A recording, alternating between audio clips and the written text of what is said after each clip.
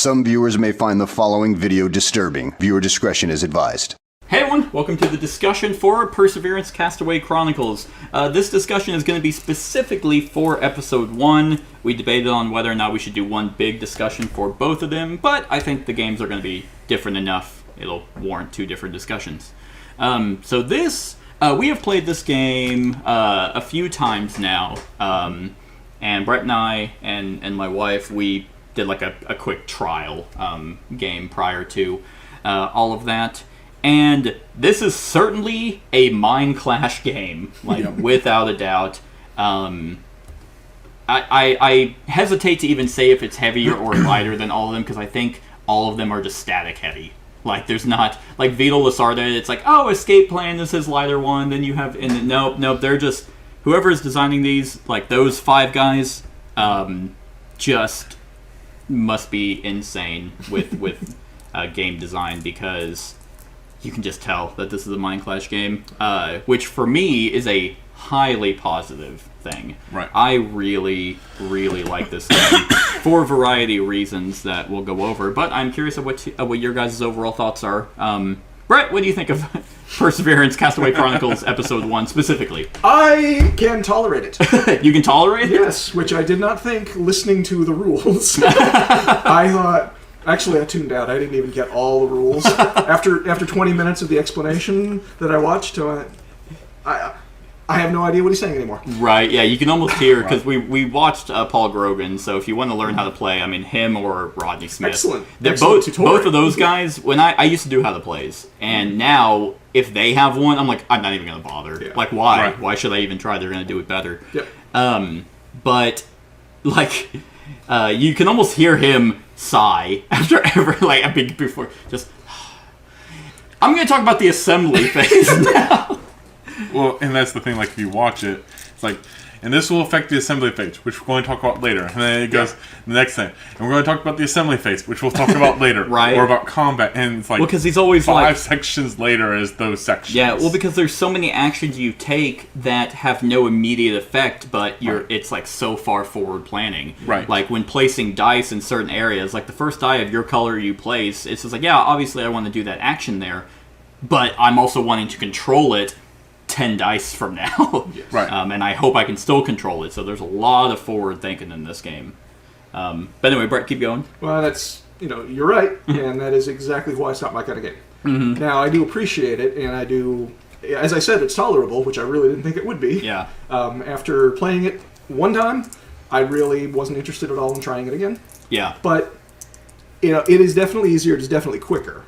Yes. I understand the actions better. I still don't understand the layering effect that you have to in order to win. Mm-hmm. I did okay, but honestly, I don't know how or why. I just happened to do... Kind of my strategy became, let me take second place in everything instead of trying to gain the lead and fight for lead all the time in anything. Yeah, well, what was your final score? 121. What was yours? 120. Oh, so you edged him out by 1 point? Yeah. But he came roaring back that last round. That's true. And, right. And I didn't. I flattened because I started out resource heavy. Mm-hmm. I spent all my resources, and I never really got them back. Yeah, we all went for a strategy that we had talked about doing differently last time we played. Yeah. Mainly I feel like that was also to see if it was balanced. Oh, hey, I'm going to try this and see if it works, if it's a valid strategy. And that's one of the things that makes me praise this game is the strategy we had talked about, seeing if it's a viable option, is very much a viable option. Yeah. Which I would not have seen why. Because prior to us playing it, I was just like, I'll do walls. I think I have 2 soldiers. And that's only because one of you gave me one. I think I had only 2 soldiers. I didn't take a single patrol card. Mm-hmm. Only contributed with walls, but with how many breaches that kept happening, and keep getting safeguard, the one that happened to be out there, I was like, oh, I have all these dice. Okay, I'm just going to keep getting 16 points. Yeah. And so, which I didn't even think about when we talked about that as a strategy of, oh yeah, you can just get a bunch of points for the dino attack. Right. Mm-hmm. Which is where I thought about... So, I messed up because I was kind of going the wall strategy and then fell behind. And I went really heavy with the commander for the patrol, but then just never went on patrol. Mm-hmm. And that's where this game is...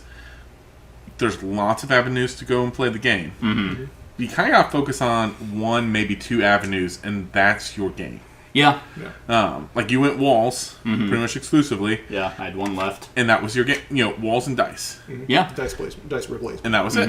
That was your strategy for this game. Yeah. And I kind of, again, went broad spectrum like I did last time. And it wasn't bad. I mean, our spread is actually less than it was last time we played. Yeah. And so, and I think when end of second round, I was 50-ish points behind you, and now I am 30. 30, yeah. So, it's not like you can't come back from it. Oh, yeah. No, not at all, especially with the votes and the voting process. Right. Like, if we, like, to counteract, like, my strategy, if you guys had, I think the only reason my strategy did so well is because we had constant dino attacks. Yes. So if you guys had been putting out soldiers to defend those, my two, I'd still be getting points. My walls would still contribute because they go before, so you can't completely shut out someone for doing that. But I wouldn't have had such a drastic lead. We also would have had fewer attacks because we would have actually had fewer attacks. Yeah, so I wouldn't have always been getting safeguard and being the only one being able to spend it. Right. So yeah, I mean, what are your overall thoughts? Like, do you like it? I like this Is this game. your first Mind Clash game? Have you played Anachronate or I is have it Carry On? not. Yeah, no. Have you played, what was their other one? It was about emotions. Have you ever played a game about emotions? That was heavy. Okay. I don't think so. Celestia? No. I'll have to look it up. I can't remember. I've never played that other one, but it was something I just didn't feel like trying. I mean, I like it. It's an interesting design. There's lots of strategy that goes into it. And again, it is something... Cerebria. If you don't enjoy planning ahead, I would think this game would be rough to play. Oh, yeah. Yeah, because it's almost never about the turn that you're playing on. Like, there's a little bit planning on what the turn is for now, but realistically, you are just prepping for the future. Yeah, because, well, the great thing for me about this game is also the fact that it still is instant rewards, and almost everything gives you followers, or gives you something. Like, it's like, oh yeah, I'm going to get some soldiers and I'll place them out. Well, that gives you Valor and Safeguard, and, well, that's going to be needed because it doesn't go away until you're in the dino attack, and you're guaranteed to get something over there. Right. Almost guaranteed. I guess theoretically, if you don't have, like, if there's a breach and you don't have any Safeguard, then it's like, oh, well, everything that's available requires Safeguard, so I guess I can't get anything. Right. But the dino attack rewards don't change, so it's always, you can always plan for getting that. But I like that. I like the fact that there's always an influx of followers. There's always the fact that you do a main action with the dice and then the secondary, which you're fighting for area control or influence control on these 4 different officers, which also kind of dictates extra victory points, which is going around your strategy. No one did the Chief Steward because no one went settlements until literally the very end. When they were safe to put out. They were safe to put out, and they were for area control. Right. The control of this game is extremely unique. What do you guys think of the I guess area control of the 4 different sections? And the 2 different the 2 zones in each section. Right, because it's essentially split in half, and then 4 different areas do very specific things. Go ahead, because I got the same answer. It's too much for me to plan for, so I just kind of did stuff, and some of it worked out, and some of it I had no clue. So this section, the top section, to me, while there's area control, the reward for it is significantly less than the area control down here. Mm-hmm. And so for me, whether I take the area control or lose the area control in this section, it doesn't bother me that much. Because the reward for it is being able to do the same action on that board twice. Yeah. Which, let's put it this way, isn't bad. Nope. That's where you can get a lot of points quickly. Mm-hmm. But it's not the make or break. Like, we're talking normally 2 to 4 points difference between doing one action and a different action. Yeah. I mean, if you had max Safeguard and Valor, you could theoretically get, like, I mean, imagine if you were able to do the Dino one and then the Dice one twice. I was able to do the Dino one twice. If you don't have lots of Raptors, it doesn't matter. Right. Now, if you killed lots of Raptors in that attack, then it's worth a lot. on the flip side, I'll say if you lost lots of heavies, it's cheaper to take the soldier lost ones. That's true. So realistically, if you don't have a breach, and I still wasn't top, I would do the top one and the soldier lost, because if I lost lots of soldiers killing raptors, I don't need both. Which is a very weird way of thinking, because the theme is you are defending against dinosaurs against your settlement as you get onto the beach, but you can realistically plan for that. You can plan on sending your people out to die. You can be like, I'm going to pull out all my heavies, put them all in, and then take dice actions to only put raptors out. Right. So I can ensure that they die, but I'm going to kill all of them, and then boom, get 10, 16 points, or 2, 4, 6, 8, 10, 12. You can get 12 points if you literally have them all out. Right. But, and then you get to do that twice. Right. So, even if you can't get all 12 out, let's say you get just 3 of those out, you're still making a pretty good bank on that one. Right. Over here, I feel like it's a lot more. I was going to say it flips around, but that's not. It's unstable. Like, okay, so here's a good example. I had this locked up.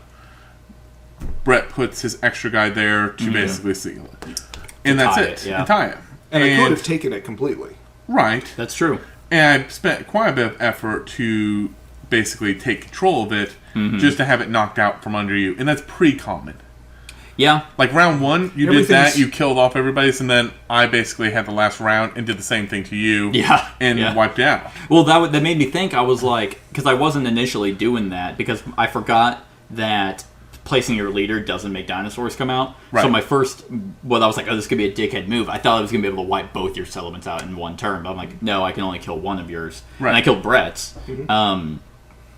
But this game is like, it's indirectly cutthroat. Yes. Like, even though people are clearly taking areas from me, they're vying for control over here, potentially taking my dice and putting it, like, you took one of my dice and put it over there where I had it locked up. Right. And it's like, oh, okay. Like, for me, I just don't take that personally. I don't think it's ever like one of those, this isn't a mean game.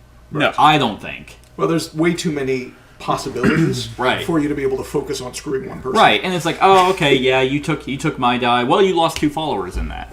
Okay. No, and I agree with that. What I'm saying is, down here, it's really hard to plan the area control. Because, if you have any breach with a trampler, you lose a hard to replace one of these buildings. Yeah. It only costs 1 food. That's an expensive way to do it. It's a dice for 1 food. Because what's interesting food. is, let's say you do that. Let's say, what did you went up there and got the votes. Yeah. So let's say if you get another turn, I do something, destroy that. Yeah, that sucks for you. Technically, you have another settlement. There's raptors left. You actually do lose 2 more followers. But if your turn comes back around, well, now you just do this action, pay a food, and you get 2 others. So you don't lose the rewards. You don't lose the reward for what you placed initially. So now it's like I might actually be helping you, because now instead of 2 votes, you now have 4. And so it's like, well, shit. And once someone goes out of their way to place settlements to get votes, it's very hard to overtake that from them. Right. I think in our last game, Brett swapped the. He beat you by 1 vote to get the final 21 points. Right. But yeah, once you had 4, and then you had some, I was like, I'm not winning 21 points here, so I'm just going to go for endgame victory points and take resources. But I like that. I really like that, because it can be undermined, and it almost certainly is gonna be, unless you really lock it up. I feel like 2 presence in an area. Same thing here on these cards. Yeah, on the officers. I mean, we were neck and neck, and I was thinking about fighting you for it, and then you put out 4 more, and I went, well, 2 more. Yeah, and I went, okay, I don't have a chance, so I'm not going to bother. Yeah, but I mean, even if you went somewhere and got 2 story, then you could have. Right. I could have planned it, but I decided to do other things. Exactly, yeah. That I thought were probably worth more, and it turns out they probably weren't. And what I like is that the area control is something that, it can be overcome. I had 2 here, and I had 2 over there, and I was like, Well, 2 kind of feels like a pretty good, people aren't going to try and compete with you. Yeah. Right. But as we saw, all it took was Brett, he just dropped 2 settlements, and it's like, okay, well, there's a tie. And since there's no settlements there, that makes this other option kind of ass. Right. And then he placed a die there to take it, and I'm like, well, I thought I had that locked up. And really, I did that not to take the area control, but because it was by far the safest place to put them. Right. And not lose them. Oh, well, yeah, that's true. But that's just kind of one of those things that's like, yeah, it's constantly ever shifting, and no one person can really have it locked down unless they put all their eggs in one basket. And I put all my dice there, but then I'm doing the same action over and over. Right. Yeah. And unless that's my strategy, then you want to spread out. Well, all the good actions take resources, so you have to go somewhere to get resources at some point. Exactly. And there's other ways for you to get other resources, like I wanted to see, because last game I went very heavy on patrol, and I was like, is that the strat? Is that the meta to go for patrol, because you get resources, you get followers, you get cards, you just get a bunch of stuff. You can even potentially get votes. And as we saw, no, I didn't touch it once, because I also had enough of my own dice to go somewhere and be like, well. Because luckily, you don't need a lot of resources. Right. You just need a few, and it's like, okay, yeah, I got 2 metal. Oh, perfect. That's all I need right now to pop two walls down. I'm trying to think. What do you guys think of the dice placement, dice worker placement? Starting out with like the neutral dice, and then changing them on your own, because that's probably for me my favorite aspect of the game. Being able to change the dice to your dice. I think because it has so many layers of what you're doing. It's not just something that, oh, yeah, this is now my personal die, and out of all of these, now I have more options of mine. But it's like, well... And forcing other people to lose. Forces other people to lose followers, because if they're rolled and your dice are the only ones for icons they need, then you don't even have to stress. You can be like, I'm going to use the neutral ones and take up the free ones, so they have to potentially use my own dice. And then the other part for that is it counts as presence. If someone uses your own dice, it's like, great, thank you. Unless you use it in a way that's like, oh, I'm going to put it somewhere that... Which works against the stacking yourself up in one area. Exactly. Because then you don't have control over how they spread them. Right. So it's not super OP, but yeah, people could just be like, well, I have more followers than everyone. Yeah, I can afford to lose 2 just to move this dice, out of the way. It's like, damn, I was going to use that die. Right. So I like it. I thought it's fine. It's not my favorite mechanic in the game. But I'll say, like... So, I know I used story once to flip a die. Did anybody else ever use it? No. No, I never had it. No. I'm just spending it on other things. So that's the thing. Like, I wanted say it the a 2 couple of games that we times. played, only one time did I ever see a need to flip a die. Right. Yeah. And only when it's probably your last turn before. Right. And so, Right. so I'm almost at the point, it's like, so why don't you just have cubes instead? Like... For dice? Yeah, Or for because, placement? Yeah, because at the realistic, we played 2 full games now, where only one time did it even slightly matter. There were a couple of times that I was hoping to place something, and I just didn't have the right die face for it. Yeah, it's But out of 20 placements, I think it only came up twice. Yeah, and Right. I think I commend the game for that, because it's tight enough that you need a specific resource or a face, but it's not so tight that you're hinging on the luck of the roll. Right. Like, this game would be a slog if you were rolling and nothing worked for anyone, and everyone we have to all fight for the pub, or we have to just take the whatever to gain story to mitigate it. Like, because there's so many areas, all the best actions require you to have story. Right. That you almost never have some, but on the off chance that you really want a specific phase to go somewhere, then you have that option of turning something into something you need. It could also be that because you have to always take into consideration how many dinosaurs are coming out. If you don't want to, you don't want to be the one to cause a breach, because that's losing followers.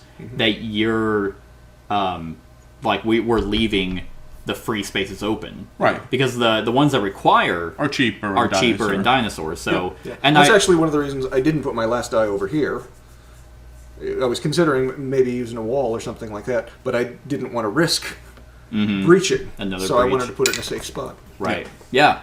And I think all those very little nuances in the game showcase themselves. This is one of the few games that I play that, upon further playthroughs, new things are becoming, oh my god, I didn't even realize if you do this, then that becomes available. Right. And most games don't do that. Right. Most games show themselves, and they're like, hey, here are the multiple strategies, but that's it, you know. Yeah. In this one, I was just, every single time we've played, I'm like, huh, well that works. Yeah. Or that doesn't work. I mean, the first time we even played this together, Brett immediately started the breach, and we're like, okay, Brett, I guess you'll just be here. And then he came out ahead in followers. Yeah, I netted one. You netted one. That's still one follower versus what we thought you were just going to have 0 points the rest of the game. Because it was like all raptors and people, and you flooded it, and it was like, huh. Right. Did not see that working out. So yeah, like, I like the fact that the dice mitigation is there, but you are rolling a lot of dice, and there are enough free spaces that might not ever come up. But I think I'd rather have that come up less than more. Myself. I never noticed before, but this is by far the most restricted zone. Is.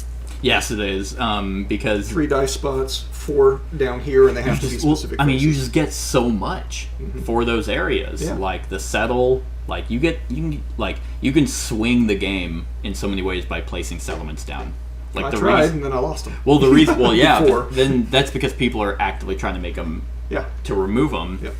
But this game would have been radically different had you guys been going heavy in settlement, because I wouldn't have won a single fucking vote thing. But we couldn't do settlements heavily because nobody was doing defense. And we couldn't do both at the same time Right. because they are different areas. Yeah, but the ones that have the As soon as I lost my first settlement, I kind of went, I'm done with settlements. I mean, Right. these are piling up, and I don't see an end in sight, so I'm not going to lose them. So my I don't problem. know. But you do get a reward for placing one. Yeah, which, and the reward, it's not like you lose it again Yeah. when they're destroyed. So yeah, you place 2, and it's like, okay, yeah, they got destroyed. But if you don't put them all in one area, like, because all the votes are the same, or all the settlement spots are the same, which I like. I'm glad they weren't random for each section. That'd be annoying. Yeah. So you place, I feel like your settlements, if you place 2 settlements, I feel like you would place more than dinosaurs would destroy them. In my head, because you wouldn't place them in a spot where clearly it's all tramplers. You would avoid that, and you would put them over here. And then, someone's coming over here. Yeah, that's probably going to be destroyed. I go back, place 2 more, and so you just constantly spread them around. And and then and the other cool thing is, since you guys always had soldiers, your secondary action, you place your soldiers in a spot that's going to kill the trampler. Mm-hmm. Unless it's literally this. I was only going for rewards. I wasn't even trying to kill anything. Oh, right. I want to be number 2 in every battle, so I get something. You've been trying to say something. What was it? Sorry. So I think that's fine to a certain extent, but so if you lose buildings to tramplers, yeah, you still got the reward.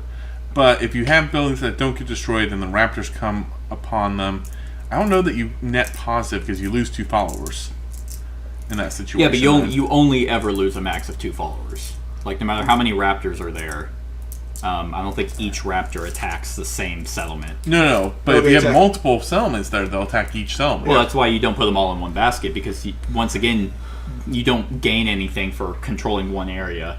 Right. So you spread them out, and you get. I mean, you do the same thing instead of walls. Where was it? Yeah. I mean, this guy becomes significantly better, because if you can do dice and walls, not only do settlements give you presence, your own dice give you presence, and if you just get, how many settlements do we have? Are there 12? 2, 4, 6, 8, 10, yeah, 12. So what would that be? Let's say max you had all your dice out, so 5, 15 points? Right. Is that 15 points for controlling that? On top of the fact that, now I own area control, so I'm most likely going to get votes. And this is obviously best case scenario. No one tries to prevent that, but that's where this is a competitive game and not cooperative. Right. If anyone's letting you constantly place settlements down because all of these are good. Like, yeah, the lower ones are bad because, but they're lower, so the chances of them getting destroyed are less. Mm-hmm. But still, that's one vote. I mean, even having one vote lead is, I think, pretty big. Right. Placing influence cubes down, like this one, like I had the most, but all Brett had to do is place a settlement there, and then he ties it on top of a secondary action. I don't know. I think them getting destroyed, because you don't lose anything except one presence there, but yeah, it's weird in the sense that you feel like you're building something, but everything that you build gets destroyed, wiped out on a regular basis, except walls. Yeah, you almost have to change your mindset of like, this isn't like a civilization game. You're not thematically, yeah, you're supposed to be building the community, but the settlements are all temporary. Theoretically, your soldiers, it's the same mindset over here. You're not sending your soldiers to keep them there to keep killing dinosaurs. You're like, well, I want them to go there to die so I can get a bunch of extra points over here. Everything almost feels temporary. The only thing that's not is your leader and your dice, which is why. And they stand out because they're so permanent. Yes. You can't have it back except under certain circumstances. Yep. If you can get a patrol that lets you pull them back, or if you put them out here, one that's an area, that's a point of area control, but boy, you better make them count because they're there until all those dice are gone. Yep. They're more apt to come back to you if you can cause a breach. Right. But that's also where I like it, because you're still competing. This isn't one of those games where it's just you doing something and then you doing something and you doing something. Because if you put we're all working together to fight each other. Pretty much. Like, if I put my leader out over here, then you guys could actively be like, okay, we're not placing dice because that locks your leader up. Yeah.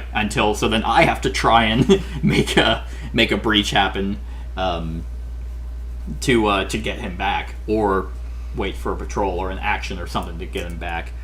Settlement right there. Yeah. That action brings him back. And there's a fight win condition. You're right. Yeah. That was blocked in this game. It was blocked the entire game. We had one non-breach. We did, and that had the leader out in that fight. So that one was those. The ones getting your leader back, it's kind of like, it's very situational. Right. Like, if you put your leader up here, then you're like, which I like that option's there. So it's like, if I lock him up, if I put him up here, I don't know where he's at. If I put him here, and then you guys actively avoid, then it's like, oh shit, okay, I guess I better build a settlement and put him down so I can pull him back. Because fuck you guys. Really, the time to use that one is when you know there's not going to be a breach, like in this case, because breach. But if let's say it wasn't, that token was moved to a different spot, right? Then it's actually not that bad, because then you place a die to cause basically an attack. You have some kind of defense, so you're going to get some points from it. You put your leader down somewhere to get a bonus. Yeah. You do the dino attack, and then you return your leader for 2 points. That's true, for 2. And now next turn, you have your leader again to do another big situation. Having that leader, I love this. I love having like a special badass worker that's very restrictive. Because there's only one area for him to go down in the community section. Right. And it's like, man, okay, I really want to do that. And Brett went there. But it's also super good for attacking. It's extra, basically extra action space that doesn't do dinosaurs. Benefit, no risk. Yeah. Even though, whenever these are dangerous, I like that too. That they become dangerous, but it gives you better options for settlements. But it's not super hard to wipe an area. No, and it takes it longer for the dinosaurs to stack. Yeah. So you have more time to be getting stuff ready. Realistically, you're probably going to have a breach in every area the first time it goes through. Maybe not one if you focus on it. Yeah, the last game we played, I think the protection area went what do they call it? Breached. It went unattacked for a while. Right. Yeah. Dangerous. It was the last one to go, and it lasted for a little bit.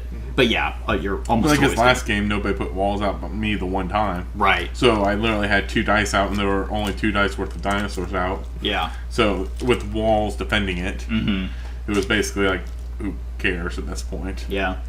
I think the only meta that I can think of is you should replace your dice or place your own dice in. That seems to be the general kind of consensus on a lot of points. Like the chief mate, you can choose areas that have your dice there. The obviously chief steward requires dice and settlements. Areas over there. One area over there gives you 2 points per your own dice. Followers per your dice. Mm-hmm. Right. When you place another one. Yeah. Yeah. So, I think that would be the only thing, but it's also a race because everyone has their own 5 dice, and there's only 8 neutrals in the entire game. Just like there's everyone has 7 walls, and there's only 12 spots. So that only allows one person to be able to put all their walls out. Right. Yeah. Yeah. Do you guys have any negatives? Nothing you would consider negative. I mean, well, it's not my negative. Like, if it's your negative. I mean, my negative, it is really complex and so many possibilities to juggle all at once. If you like that sort of game, it is a big positive. Mm-hmm. I don't, so it's a big negative. No, I will absolutely play it. I will not play it with a particular focus or strategy in mind. Yeah. I will see what comes up, and I will play each turn with very little thought to what comes next. Yeah. And if I win or if I do well, it is largely luck. Mm-hmm. It is, the last couple of moves you can make in a round. I go, okay, I can see this. I can do this. I happen to go last, so I happen to be able to make the final stomp plan. Yeah. And that, again, was just luck. Yeah. You started, that was luck. I think I've started every game we've played of this, and even the one we randomly drew. Right, and yeah, I was like, okay. Well, it's also the way the dice placement works is very balanced because everyone's going to get to go first once, and then everyone's going to get to go last before an assembly phase. Yeah. Right. And you can plan for all that. Like, there's really, like, you can even plan for your own traps, like placing traps in a certain area, unless. I mean, there is a chance someone goes there and they try to read what you most likely put down. They have a 50-50 shot, but if they don't go there, then you can be like, haha, I put 2 traps there. It's a trampler and a raptor. I'm going to go to that spot that puts both of those on there because that could potentially get me 8 points. So, Zach, do you have any negatives? I don't think so. I mean, I got one, but go ahead. I mean, I would agree with the complexity of this game. I mean, so again, watching the how to play, and I think my first comment literally is, "Wow, this is complex." Yeah. And that's coming from someone who enjoys complex games. Mm-hmm. So this is one of those that if you are wow, a fairly complex game overall. Yeah. I'm like, yes, sir. Board Game Geek, it's a 38. Right. I don't know what it is. It goes up to 5. I know.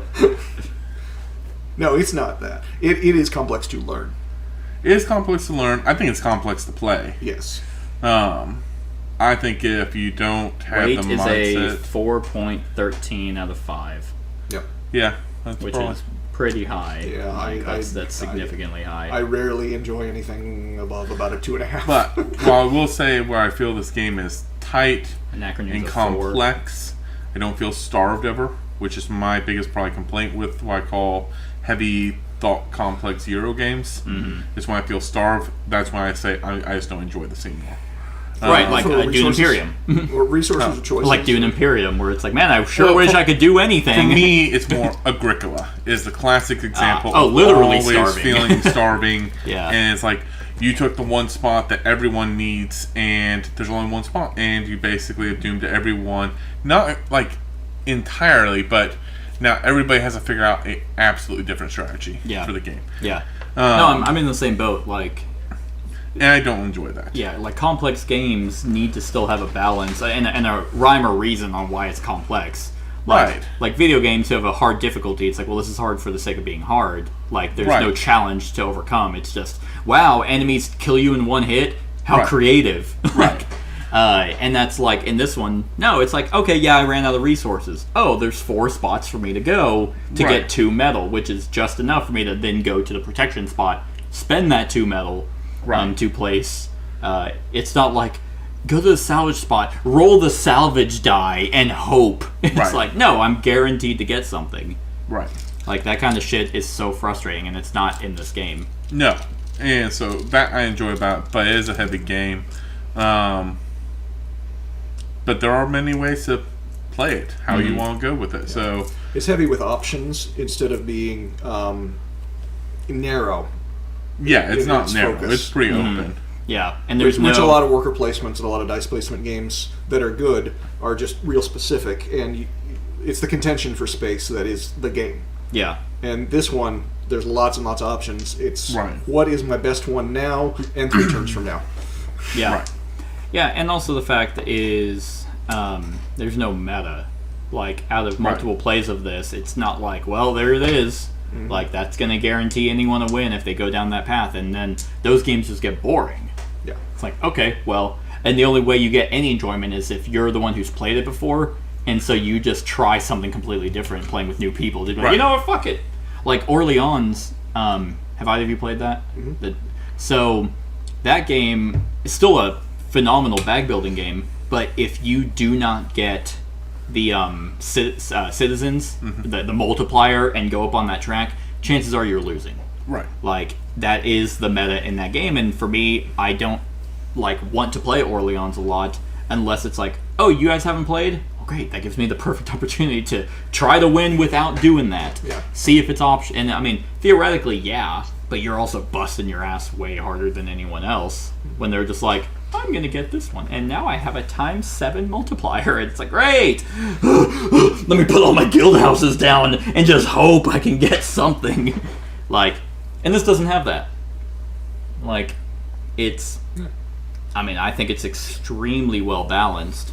And a very interesting production or design choice by the company and those designers to release this as an episodic kind of game.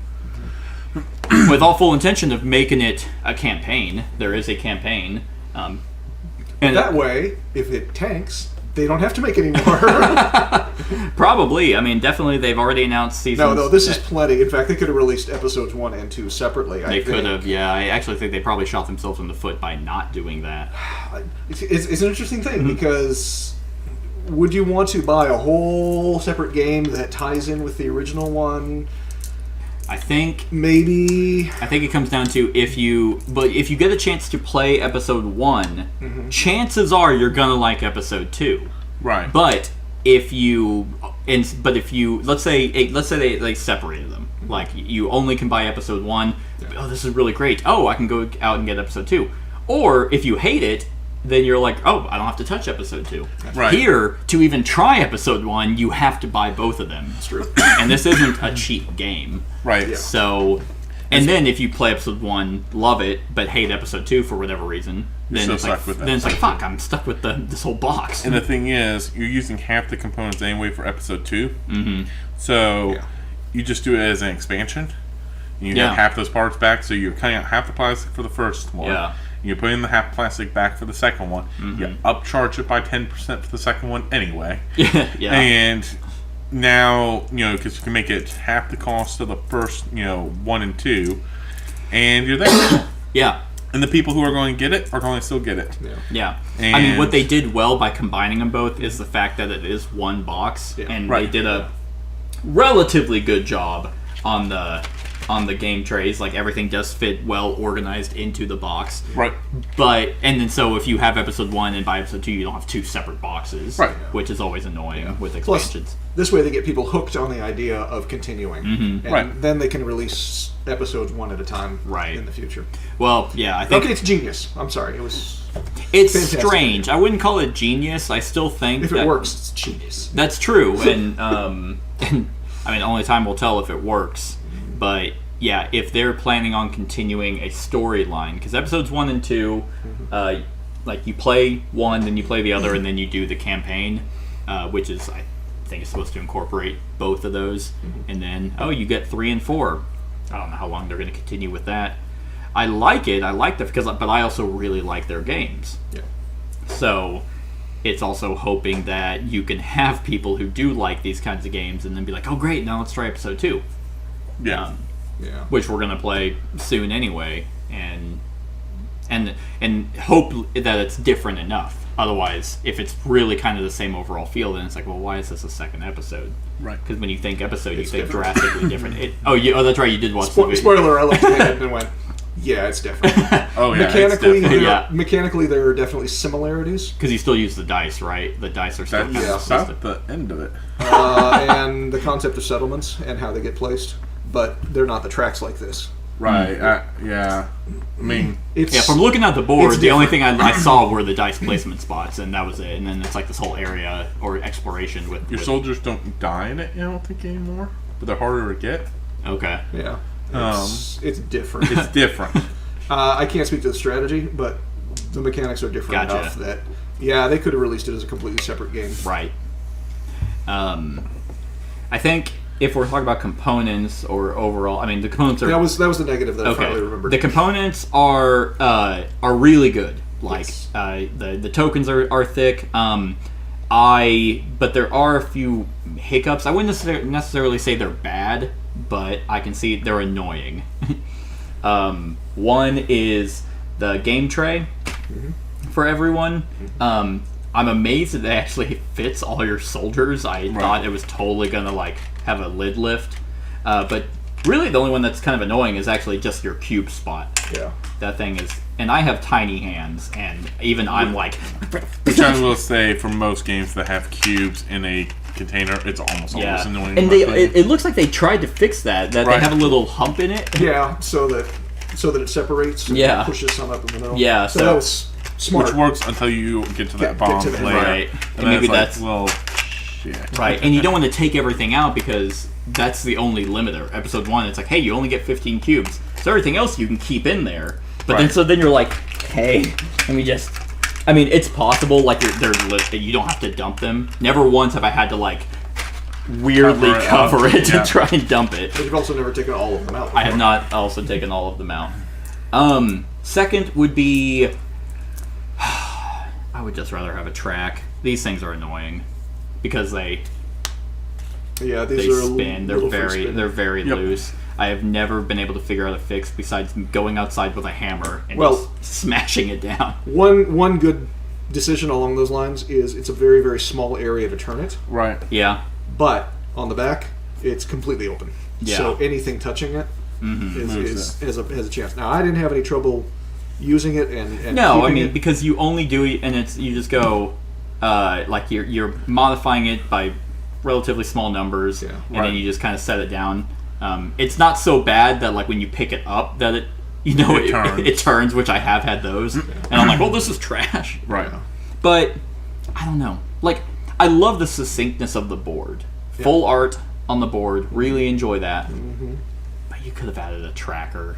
Like I don't know. This also becomes on the outside. The only Yeah. thing I can see is you do spend followers on semi-regular, like you lose 2 followers, you gain 2 followers. Yeah, it would be kind of like, oh hey, can you? Yeah. Yeah, that's true. Maybe they had that, and they're like, it was constant annoying of people reaching over, Now- asking others. Someone make a better one of these, just period. Yeah, And then figure out how to just put in the industry as a whole.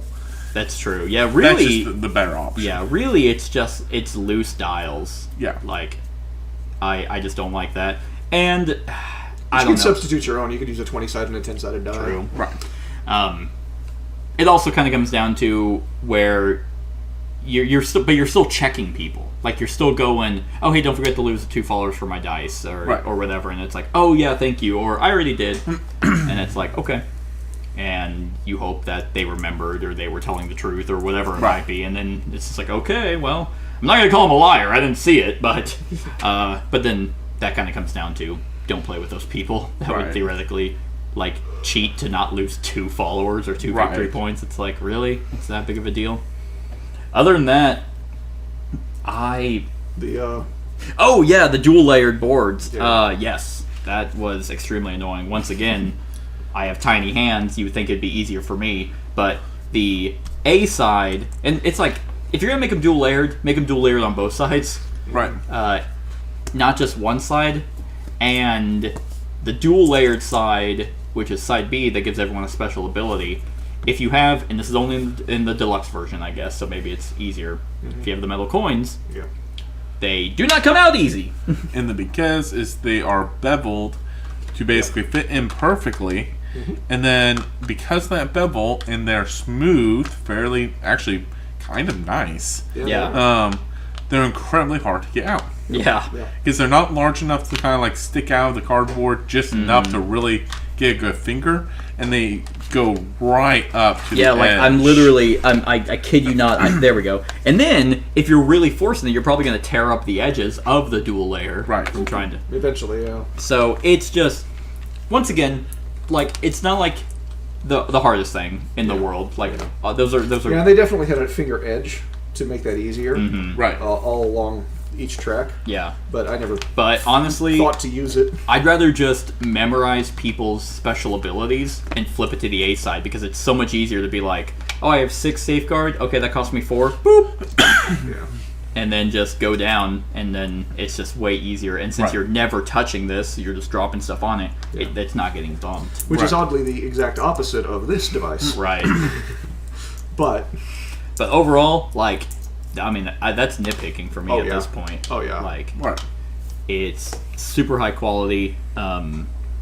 Yeah, I mean, I think this is they could have easily done the same recesses in the dice areas. But I've actually I don't never think seen that a matters. dual layered. I mean, there are dual layered boards. Yeah. Clearly Yeah. that those exist. Yeah. But in most games, I've never really seen that as a method. I don't think it's necessary.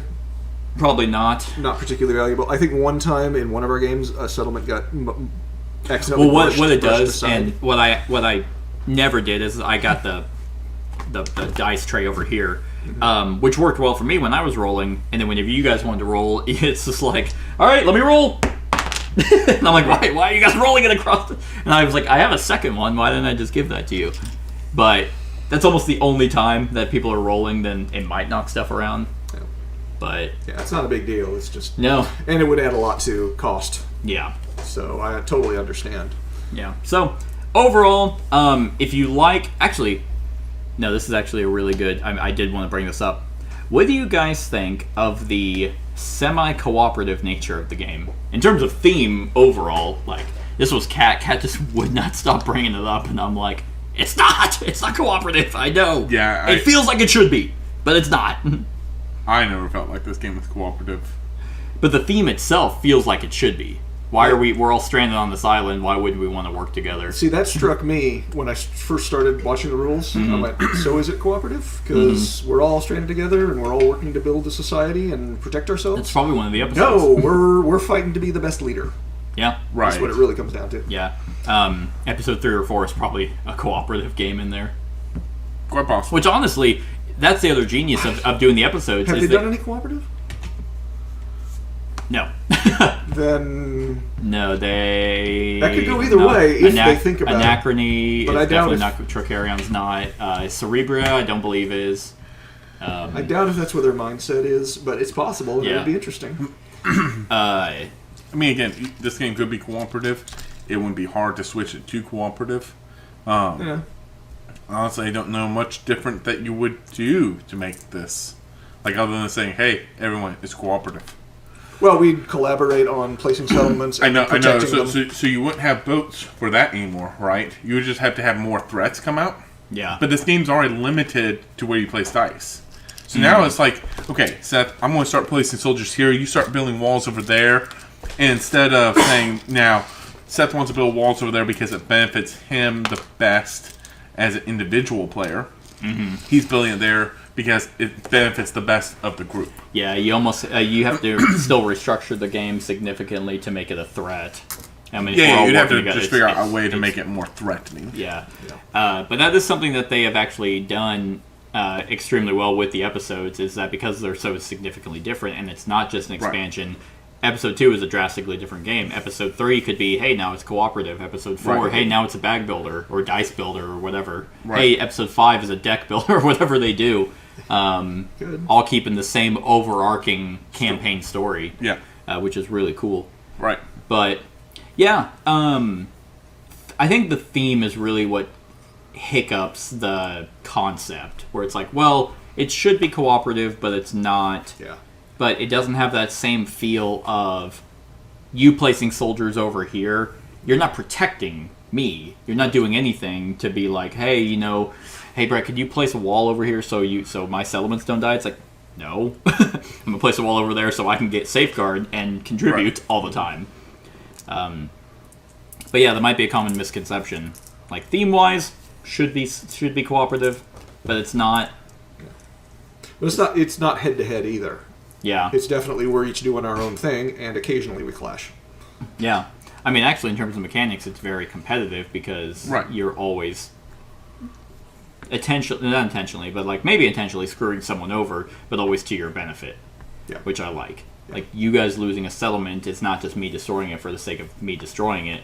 It's, that also makes you lose area control. Yeah. Right. And me placing one of your dice, I lose 2 points. Yeah. But I take away from you the ability to stack that somewhere To else. stack it somewhere else to potentially take area control away from me. Yeah. Yeah, I just wanted to bring that up, like, because I'm sure that it's been thought of. Yeah. It bugged me at first, but I got over it. Right. But yeah, I was just like, damn, this should be cool. And as complicated and option driven as the whole thing is, I really wanted to be cooperative. Right, yeah. It's not. That's fine. Yeah. Okay, well, with that being said, on a scale of 1 to 10, what would you guys give Perseverance Castaway Chronicles Episode 1? Start with Brett. You can go around the table. Again, just my personality. It's hard for me to judge, so I'm gonna have to Give it a 10. Wow! Well, I mean, I just can't think of any flaws other than it's not a style that I particularly enjoy. So I got to go with 9. 9? Yeah. Zach? I was going to go with 8. 8? Yep. Yeah, I was wondering whether you were going to waver on 8 or 9. Yeah, I'm gonna agree 4. with. I actually fucking hate this game. No, I'm gonna give it a 9 as well. Like, I really can't think of any flaws either, and the reason why it's not a 10 is because out of all their games, this is my least favorite theme. Like, Tercarion is about stage magic, not like actual like magicians, but you're a stage magician. Think The Prestige, the game. Right. Yeah. And Anachrony is about time travel. So those just appeal to me more. And the dinosaurs are, at least in episode 1, are still a second thought. I never have been like, oh my god, the tramplers are coming. Right. Well, you do, because you're like, well, I don't want my settlements destroyed. But once they're gone, who cares? Yeah, and it's not like wickedly thematic of a game. Yeah. But other than that, yeah, there's just, it's so clean, such a balanced game for me. Yeah. And I think definitely on more plays, it becomes, the overall options start to either become clear in the paths that you can take, Right. or like it just, things click. And I guess that would be more of a question for you, is on third playthrough, was it like, okay, I'm starting to see a little bit more. Definitely. Okay. Still not seeing it, but definitely better. But it's the mud is wavering. If I were inclined to play this 4 or 5 more times, Yeah. I think I would start actually liking it. Well, hey, we got episode 2 coming up, so time to do away with all that Start enjoying it. and start, and then we'll see what the campaign's like potentially. Cool. But that is our thoughts on Perseverance Castaway Chronicles. Let us know what you think of episode 1 specifically in the comments below. Other than that, like, comment, share, and subscribe, and have a wonderful whatever time of day it is for you. Hey everyone, thank you for watching, and I really hope that you enjoyed the video. If you would like to see more of my content, go ahead and click that subscribe button and the bell to be notified whenever I upload any new content. If you feel like supporting the channel, you can go ahead and click that Patreon link to be taken to my Patreon, and any help is truly appreciated. Other than that, stick around for any other run-throughs or reviews or cool top 10s or whatever I feel like putting on. Other than that, like, comment, share, and subscribe, and have a wonderful whatever time of day it is for you.